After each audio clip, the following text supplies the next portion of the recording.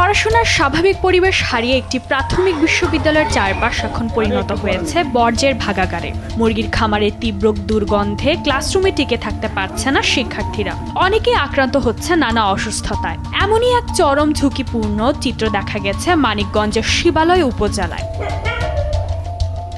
উপজেলার উলাইল ইউনিয়নের ভাকলা সরকারি প্রাথমিক বিদ্যালয়টিতে বর্তমানে পড়াশোনা করছে 184 জন শিক্ষার্থী। বিদ্যালয়টির মাত্র 100 গজের মধ্যে জনবসতিপূর্ণ এলাকায় এবং গুরুত্বপূর্ণ সড়কের পাশে গড়ে উঠেছে প্রাণী সম্পদ অধিদপ্তরের নিবন্ধিত শতাব্দী লেয়ার ডেইরি ফার্ম। 12 বছর আগে গড়ে ওঠা এই খামারে বর্তমানে রয়েছে প্রায় 5000 লেয়ার মুরগি, যা এখন স্থানীয়দের বড় ভোগান্তির কারণ। ফার্ম থেকে স্কুলটা 120 ফুট বা 100 ফুটের ভিতরে। এই ফার্মের দুর্গন্ধে ছাত্রছাত্রীরা অসুস্থ হয়ে যায়। অনেকবার বলা হয়েছে ফার্মটা মানে পরিষ্কার রাখার জন্য, সে রাখে না। 10-12 বছর ধরে এই ফার্ম দিছে। ফার্মের কারণে আমরা গন্ধে থাকতে পারি না।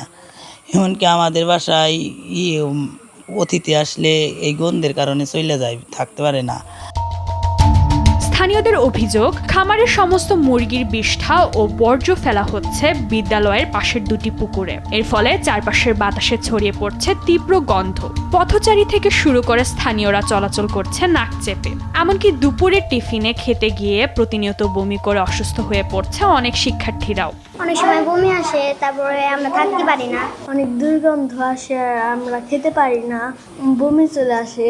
ক্লাস করার সময় অনেক গন্ধ আসে এখান থেকে, আমার বন্ধুরা অনেক অসুস্থ হয়ে যায়, আমি অসুস্থ হয়ে যাই, অনেক গন্ধ আসে। ক্লাস করতে পারি না, এই মাঝে মধ্যে অনেক দুর্গন্ধ আসে, আমরা অসুস্থ হয়ে যাই, ভালো মতো ক্লাস করতে পারি না।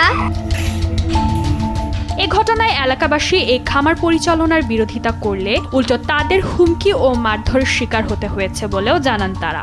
রাস্তা হাঁটা যায় না, খাইতে বসাবে না, মেদমান বাড়ি চলে যায় তখন। এদের বললে পরে ওরা মারপিট করতে আসে, প্লাস ধাওয়া নিয়ে আসে, লাঠি বাটি। মুরগির ফার্ম দিছে, এই জায়গা প্রচুর গন্ধ হয়। আমরা যদি বলি যে গন্ধতে থাকিয়ে পারতেছি না, আমরা বাড়িতে থাকিয়ে পারি না, খাইবার বসে পারি না, খাইবার বসলে পরে গন্ধ আসে, বমি করে দিই সময়তে। বললি পরে ধরেন আমাকে ভয় দেখায়, মারাধরি করে। আমার শাশুড়ির মারছিল, আমার শাশুড়ি মারা গেছে, আমার জায়ের মারছিল।